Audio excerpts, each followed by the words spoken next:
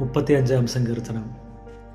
യഹോവേ, എന്നോട് വാദിക്കുന്നവരോട് വാദിക്കണമേ, എന്നോട് പൊരുതുന്നവരോട് പൊരുതണമേ.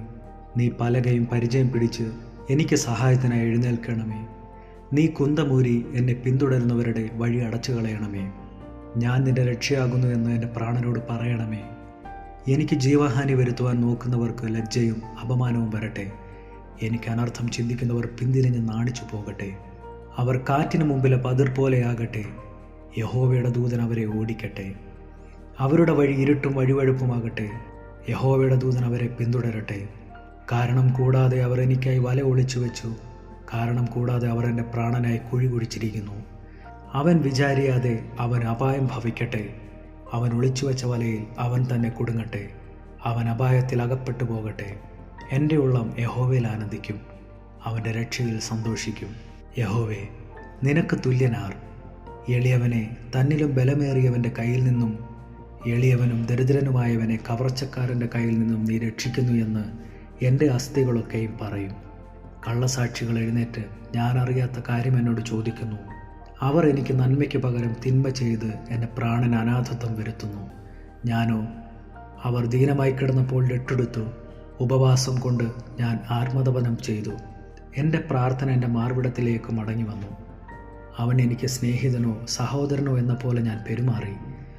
അമ്മയെക്കുറിച്ച് ദുഃഖിക്കുന്നവനെ പോലെ ഞാൻ ദുഃഖിച്ച് കുനിഞ്ഞു നടന്നു. അവരോ എൻ്റെ വീഴ്ചയിൽ സന്തോഷിച്ച് കൂട്ടം കൂടി. ഞാൻ അറിയാത്ത അധമന്മാർ എനിക്ക് വിരോധമായി കൂടി വന്നു. അവർ ഇടപെടാതെ എന്നെ പഴിച്ചു പറഞ്ഞു. അടിയന്തരങ്ങളിൽ കോമാളികളായ വഷളന്മാരെ പോലെ അവർ എൻ്റെ നേരെ പല്ല് കടിക്കുന്നു. കർത്താവേ, നീ എത്രത്തോളം നോക്കിക്കൊണ്ടിരിക്കും?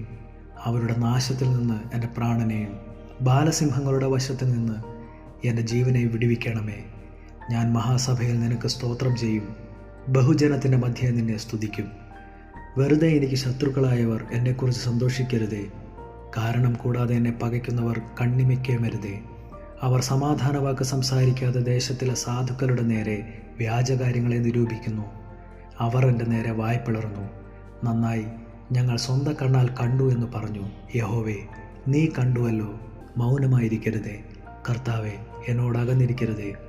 എൻ്റെ ദൈവവും എൻ്റെ കർത്താവുമായുള്ളവയെ ഉണർന്ന് എൻ്റെ ന്യായത്തിനും വ്യവഹാരത്തിനും ജാഗരിക്കണമേ. എൻ്റെ ദൈവമായ യഹോവേ, നിൻ്റെ നീതിപ്രകാരം എനിക്ക് ന്യായം പാലിച്ചു തരണമേ. അവർ എന്നെക്കുറിച്ച് സന്തോഷിക്കരുതേ. അവർ തങ്ങളുടെ ഹൃദയത്തിൽ നന്നായി, ഞങ്ങളുടെ ആഗ്രഹം സാധിച്ചു എന്ന് പറയരുതേ. ഞങ്ങൾ അവനെ വിഴുങ്ങിക്കളഞ്ഞുവെന്നും പറയരുതേ. എൻ്റെ അനർത്ഥ ദിവസത്തിൽ സന്തോഷിക്കുന്നവർ ഒരുപോലെ ലജ്ജിച്ചു ഭ്രമിച്ചു പോകട്ടെ. എന്നെ നേരെ വമ്പു പറയുന്നവർ ലജ്ജയും അപമാനവും ധരിക്കട്ടെ. എൻ്റെ നീതിയിൽ പ്രസാദിക്കുന്നവർ ഘോഷിച്ചാനന്ദിക്കട്ടെ. തൻ്റെ ദാസൻ്റെ ശ്രേയസിൽ പ്രസാദിക്കുന്ന യഹോവ മഹത്വമുള്ളവനെന്നിങ്ങനെ അവർ എപ്പോഴും പറയട്ടെ. എൻ്റെ നാവ് നിൻ്റെ നീതിയെയും നാളെല്ലാം നിൻ്റെ സ്തുതിയെയും വർണ്ണിക്കൂ. ഈ വായിച്ച തിരുവചന ഭാഗങ്ങളാൽ ദൈവം നമ്മേവരെയും അനുഗ്രഹിക്കുമാറാകട്ടെ.